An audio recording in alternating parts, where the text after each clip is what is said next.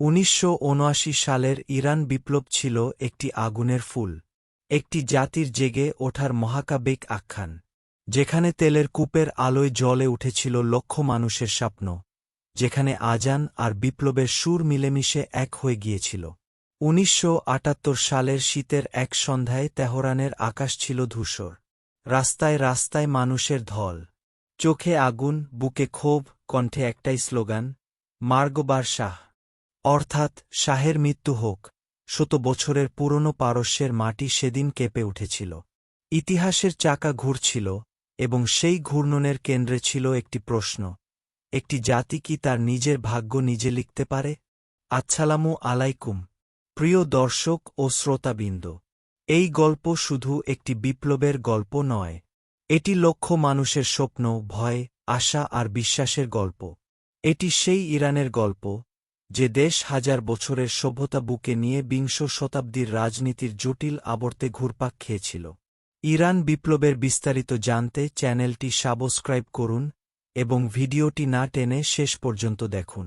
Iran, এক সময়ের পারস্য সাম্রাজ্য, মানব সভ্যতার অন্যতম আতুর ঘর। সাইরাস দি গ্রেট থেকে শুরু করে দারিউস, শেখেস্তার পথ ধরে ইসলামী খিলাফত পর্যন্ত, এই ভূখণ্ড বারবার বিশ্বের ইতিহাসকে নতুন রং দিয়েছে। কিন্তু বিংশ শতাব্দীর শুরু থেকেই এই প্রাচীন দেশটির ভাগ্য লেখা হতে শুরু করে অন্য কারো হাতে। 1908 সাল, ইরানের মাটির নিচে আবিষ্কৃত হল বিশাল তেলের মজুদ। সেই তেল হল সোনার চেয়েও দামি, কিন্তু সোনার হরিণের মতোই তা হয়ে উঠল অভিশাপের মূল। ব্রিটিশরা এসে প্রতিষ্ঠা করল অ্যাংলো পার্সিয়ান অয়েল কোম্পানি, যা পরে হয় বিপি। ইরানের মাটির তেল বিক্রি হতে লাগল বিদেশের বাজারে, কিন্তু ইরানের জনগণ পেল সামান্য অংশ। 1951 সাল, ডক্টর মোহাম্মদ মোসাদ্দেক ইরানের প্রধানমন্ত্রী হলেন। তিনি ছিলেন এক অসাধারণ মানুষ, সাদা চুল, আবেগী হৃদয় আর বজ্রকঠিন সংকল্প। তার একটাই স্বপ্ন, ইরানের তেল হবে ইরানিদের। তিনি বললেন, আমরা চাই আমাদের সন্তানেরা মানুষের মতো বাঁচুক, ভিখারির মতো নয়। তাই তিনি ঘোষণা দিলেন তেল জাতীয়করণের। ডক্টর মোসাদ্দেকের এই ঘোষণায় ব্রিটেন আর আমেরিকার মাথায় যেন আকাশ ভেঙে পড়ল। 1953 সালে সিআইএ আর MI6 মিলে পরিচালনা করল অপারেশন এজাক্স। মোসাদ্দেককে সরিয়ে দেওয়া হল। গণতান্ত্রিকভাবে নির্বাচিত এক প্রধানমন্ত্রীকে ক্ষমতাচ্যুত করে পুনরায় মসনদে বসানো হল শাহ মোহাম্মদ রেজা পাহলভিকে। ইরানের গণতন্ত্রের প্রথম প্রচেষ্টা শেষ হয়ে গেল বিদেশি হস্তক্ষেপে। সেই বিশ্বাসঘাতকতার দগদগে ক্ষত ইরানিদের মনে জ্বলতে থাকল দশকের পর দশক ধরে। শাহ মোহাম্মদ রেজা পাহলভি ছিলেন এক জটিল চরিত্র। একদিকে তিনি চাইছিলেন ইরানকে পশ্চিমের আধুনিকতায় রাঙিয়ে দিতে, অন্যদিকে তার শাসন ছিল নিষ্ঠুর স্বৈরতন্ত্রের প্রতিচ্ছবি। 1971 সালে পার্সেপোলিসে তিনি আয়োজন করেছিলেন পৃথিবীর অন্যতম ব্যয়বহুল অনুষ্ঠান, পারস্য সাম্রাজ্যের 2500 বছর পূর্তির উৎসব। কোটি কোটি ডলার খরচ হল, বিশ্বের রাষ্ট্রপ্রধানরা এলেন, কিন্তু ইরানের সাধারণ মানুষ সেই রাজকীয় ভোজে আমন্ত্রিত ছিলেন না। শাহের শাসনের আরেক নাম ছিল শাভাক, তার গোয়েন্দা সংস্থা। সিআইএ এবং মোসাদের সহায়তায় গড়া এই সংস্থা ছিল ভয়ের প্রতীক। বিরোধীদের গ্রেফতার করা, নির্যাতন করা, গুম করে দেওয়া, এসব ছিল তাদের নিত্যকার কাজ। অ্যামনেস্টি ইন্টারন্যাশনাল বলেছিল, ইরানে মানবাধিকার লঙ্ঘনের ঘটনা পৃথিবীতে সবচেয়ে বেশি। 1963 সালে শাহ ঘোষণা দিলেন শ্বেত বিপ্লবের, যা ছিল একটি সংস্কার কর্মসূচি। ভূমি সংস্কার, নারীদের ভোটাধিকার, শিল্পায়ন, সব মিলিয়ে কাগজে কলমে দেখাচ্ছিল চমৎকার। কিন্তু বাস্তবে আসলে কি ছিল? ভূমি সংস্কার অনেক কৃষককে সর্বশান্ত করল। শহরে কাজের আশায় ছুটে আসা মানুষ বস্তিতে আশ্রয় নিল। ঐতিহ্যবাহী বাজার ব্যবস্থা ভেঙে পড়ল। মুদ্রাস্ফীতি আকাশ ছুঁল। তেলের অর্থে দেশটি হয়তো বাহ্যিকভাবে আধুনিক হচ্ছিল, ঝকঝকে রাস্তা, নতুন বিমানবন্দর, বিশ্ববিদ্যালয়, কিন্তু এই উন্নয়নের ফল পৌঁছাচ্ছিল না সাধারণ মানুষের দরজায়। সম্পদ কেন্দ্রীভূত হচ্ছিল মুষ্টিমেয় অভিজাত শ্রেণীর হাতে, শাহের পরিবার, সেনা কর্মকর্তা আর তাদের বিদেশি বন্ধুরা। এর মধ্যে আবির্ভাব হল রুহুল্লাহ মুসাভি খোমেইনির। 1902 সালে জন্ম নিয়েছিলেন ইরানের ছোট্ট এক শহর খোমেইনে। বাবা ছিলেন একজন ধর্মীয় পণ্ডিত। শৈশবেই মাতিহারা, তারপর পিতিহারা। এই বেদনার আগুনে পুড়েই গড়ে উঠল এক অদম্য মানুষ। তিনি পড়লেন দর্শন, ধর্মতত্ত্ব ও ইসলামী আইন। কুম শহরের মাদ্রাসায় হয়ে উঠলেন এক প্রভাবশালী শিক্ষক। 1963 সাল থেকেই তিনি সরব হলেন শাহের বিরুদ্ধে। শ্বেত বিপ্লবকে তিনি বললেন ইসলাম বিরোধী ষড়যন্ত্র। আমেরিকার প্রভুত্বকে তিনি বললেন জাতীয় অসম্মান। শাহবাগ তাকে গ্রেফতার করল। তারপর নির্বাসন, প্রথমে তুরস্ক, তারপর ইরাকের নাজাফ এবং সবশেষে ফ্রান্সের প্যারিসের কাছে পন্টিদেলু গ্রামে। কিন্তু খোমেনির বক্তব্য ছিল আমরা ইসলামী সরকার প্রতিষ্ঠা করব। অন্যায়ের বিরুদ্ধে রুখে দাঁড়ানো প্রতিটি মুসলমানের ধর্মীয় কর্তব্য।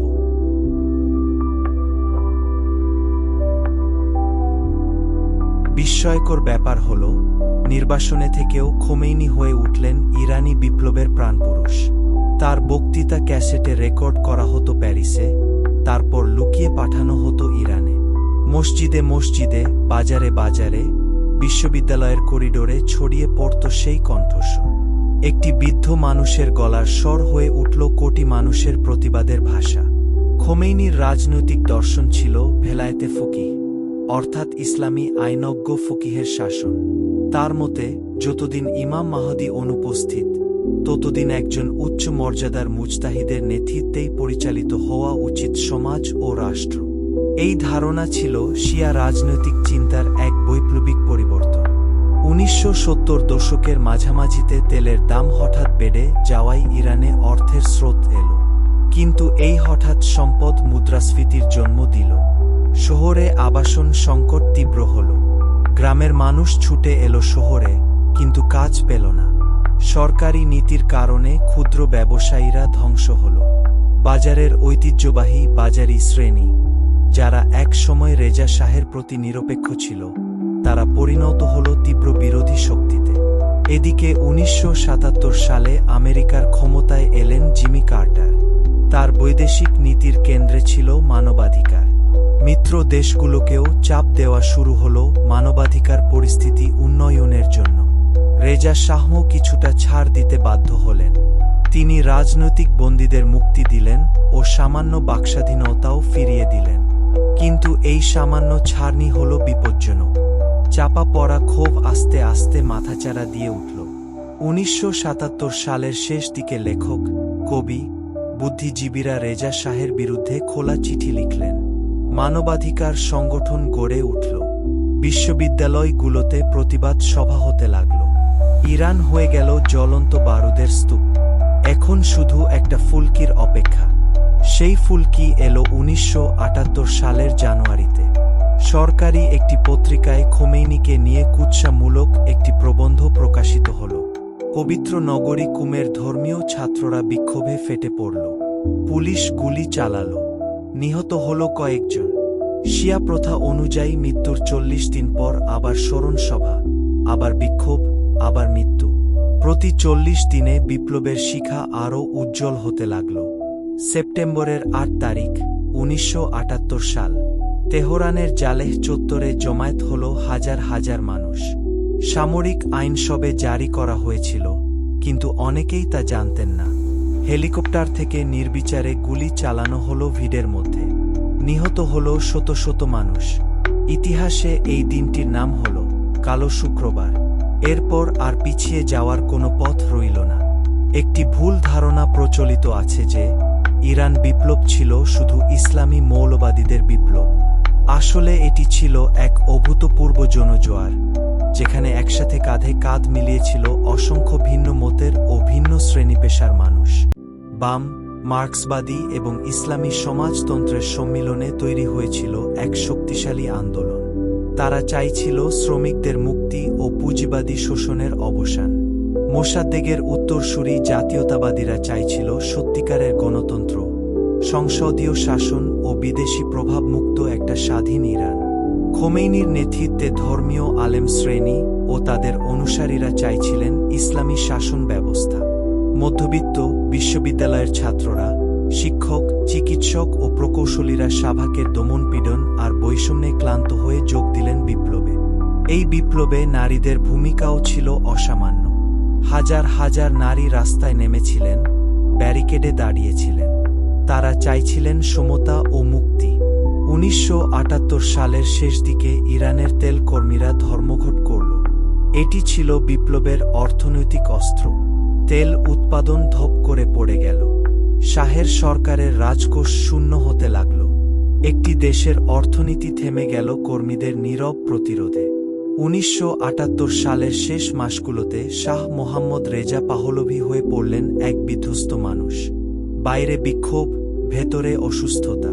তিনি ভুগছিলেন ক্যান্সারে। এ তথ্যটি দীর্ঘদিন গোপন রাখা হয়েছিল। আমেরিকা পরামর্শ দিচ্ছিল কঠোর হতে, আবার কিছু পরামর্শদাতা বলছিল সংলাপের কথা। শাহ রেজা দিশাহারা হয়ে পড়লেন। 1978 সালের ডিসেম্বর, হিজরি মহরম মাস, শিয়া মুসলমানদের শোকের মাস। তেহরানের রাস্তায় নামল সকল শ্রেণীপেশার লক্ষ লক্ষ মানুষ। এ ছিল নজিরবিহীন। ইতিহাসবিদেরা বলেন, সেদিন প্রায় 1 থেকে 1.5 কোটি মানুষ সারা ইরান জুড়ে বিক্ষোভে অংশ নিয়েছিল, যা ছিল ইরানের মোট জনসংখ্যার প্রায় 1/4। এটি ছিল ইতিহাসের বৃহত্তম বিপ্লবী জনসমাগম। সমকালীন পৃথিবীতে যার কোনো তুলনা নেই। 1979 সালের 16 জানুয়ারি বিমানবন্দরে পৌঁছালেন রেজা শাহ, সঙ্গে রানী ফারাহ। হাতে ইরানের মাটির এক টুকরো নিলেন শেষবারের মতো। তারপর উঠে পড়লেন বিমানে। বিমান ছেড়ে দিল। নিচে ছোট হতে হতে মিলিয়ে গেল তেহরান শহর। মৌর সিংহাসন খালি হয়ে গেল চিরতরে। রাস্তায় রাস্তায় মানুষের উল্লাস। মানুষ একে অপরকে জড়িয়ে ধরল। শাহের মূর্তি ভাঙা হল। জীবনের সবচেয়ে আনন্দের দিন মনে হলো অনেকের কাছে। তারা জানত না সামনে কি অপেক্ষা করছে।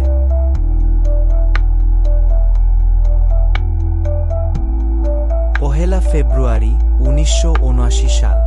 এয়ার ফ্রান্সের একটি বিশেষ বিমান। বোর্ডে আছেন একজন 76 বছরের বৃদ্ধ, ঘন সাদা দাড়ি, গম্ভীর মুখ, কালো পোশাক, সাথে শত শত সাংবাদিক। বিমানটি যত কাছে আসছে তেহরানের, ততই আবেগে কাঁপছে লক্ষ লক্ষ মানুষ। বিমান বন্দরে জনসমুদ্র। অনুমান করা হয় সেদিন 3 থেকে 5 মিলিয়ন মানুষ রাস্তায় ছিলেন তাকে স্বাগত জানাতে। এক সাংবাদিক খোমেইনিকে বিমানে জিজ্ঞেস করেছিলেন, দীর্ঘ নির্বাসনের পর দেশে ফিরতে আপনার কেমন লাগছে? খোমেইনি উত্তর দিয়েছিলেন, হিচি, অর্থাৎ কিছু না। এই একটি শব্দ কি বলছে? একজন মানুষ যিনি নিজেকে ঐশী মিশনের বাহক মনে করতেন, তার কাছে ব্যক্তিগত আবেগের কোনো স্থান ছিল না। এই নিষ্পৃহতাই ছিল তার শক্তি। বিমানবন্দর থেকে সরাসরি বেহেশতি জাহরা কবরস্থানে গেলেন খোমেইনি, যেখানে শাহী বাহিনীর হাতে নিহত বিপ্লবীদের কবর ছিল।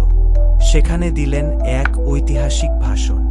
ঘোষণা করলেন সরকার গঠনের কথা। বললেন, এই সরকারকে যারা মানবে না তারা ঈশ্বরের বিরোধিতা করবে। ইরান তখন দুটি সরকারের মাঝখানে। একদিকে শাহলি প্রধানমন্ত্রী বখতিয়ারের সরকার, অন্যদিকে খোমেইনির মনোনীত প্রধানমন্ত্রী মেহদি বাজারগান। তাহলে সেনাবাহিনী কার আনুগত্য করবে? 10 থেকে 11 ফেব্রুয়ারি 1979 সাল। তেহরানের রাস্তায় রক্তাক্ত সংঘর্ষ হল। বিমান বাহিনীর কর্মীরা বিদ্রোহ করল। গোমস্যাপুর সামরিক বাহিনীর একাংশ বিপ্লবীদের দিকে চলে গেল। পুলিশ থানা একে একে বিপ্লবীরা দখল করে নিল। অস্ত্রভাণ্ডার খুলে গেল সাধারণ মানুষের কাছে। 11 ফেব্রুয়ারি সন্ধ্যায় সর্বোচ্চ সামরিক কাউন্সিল ঘোষণা দিল, তারা নিরপেক্ষ থাকবে। এর মানে শাহের সরকারের পতন হল এবং ইরানি বিপ্লব সফল হল। রেডিও তেহরান ঘোষণা করল, এটি বিপ্লবের কণ্ঠস্বর। ইরানের ইসলামী বিপ্লব বিজয়ী হয়েছে। সারা দেশে আনন্দের বন্যা বইল। মানুষ ছুটল রাস্তায়। মসজিদে আজান আর বিপ্লবের গান মিলে মিশে গেল এক অদ্ভুত সুরে। মার্চ 1979 সালে গণভোটে ইরানের মানুষ ভোট দিল ইসলামী প্রজাতন্ত্রের পক্ষে। 98% ভোট পড়ল হ্যাঁর পক্ষে। কিন্তু প্রশ্নটি ছিল অনেকের কাছেই সীমাবদ্ধ। ইসলামী প্রজাতন্ত্র, হ্যাঁ অথবা না? কি ধরনের ইসলামী প্রজাতন্ত্র? সে প্রশ্নের সুযোগ ছিল না। ধীরে ধীরে বিপ্লবের অংশীদার শক্তিগুলো সরে যেতে লাগল। মার্ক্সবাদীদের দমন করা হল, জাতীয়তাবাদীদের কোণঠাসা করা হল, নারীদের হিজাব বাধ্যতামূলক করা হল, যা দেখে হাজার হাজার নারী আবার রাস্তায় নামলেন প্রতিবাদে।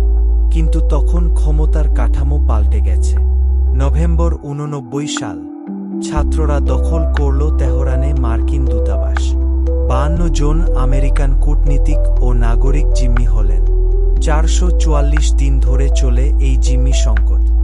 আমেরিকার সাথে সম্পর্ক ছিন্ন হল, কার্টারের প্রেসিডেন্সি ক্ষতিগ্রস্ত হল, রিগান ক্ষমতায় এলেন। ইরান আন্তর্জাতিক অঙ্গনে এক ঘোরে পরিণত হল। 1980 সালে সাদ্দাম হোসেনের ইরাক আক্রমণ করল ইরানকে। 8 বছর ধরে চলল এই রক্তক্ষয়ী যুদ্ধ। পশ্চিমারা সাদ্দামকে সাহায্য করল, ইরান একা লড়ল, লক্ষাধিক মানুষ প্রাণ দিল। বিপ্লবের তরুণ প্রজন্ম চলে গেল সামনের সারিতে মৃত্যুকে আলিঙ্গন করতে। এই যুদ্ধ বিপ্লবকে আরও কঠোরতা দিল।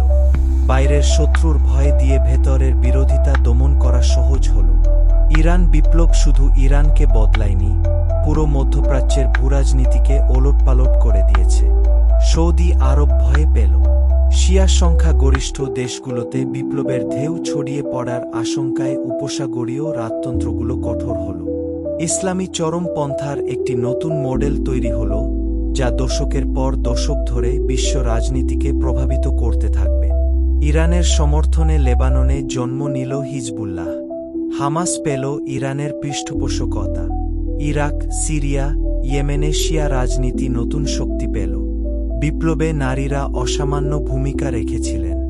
বিপ্লব সফল হওয়ার পর যে ইরান তৈরি হল, সেখানে ইসলামী শরিয়া আইন মোতাবেক নারীদের জন্য হিজাব বাধ্যতামূলক করা হয়।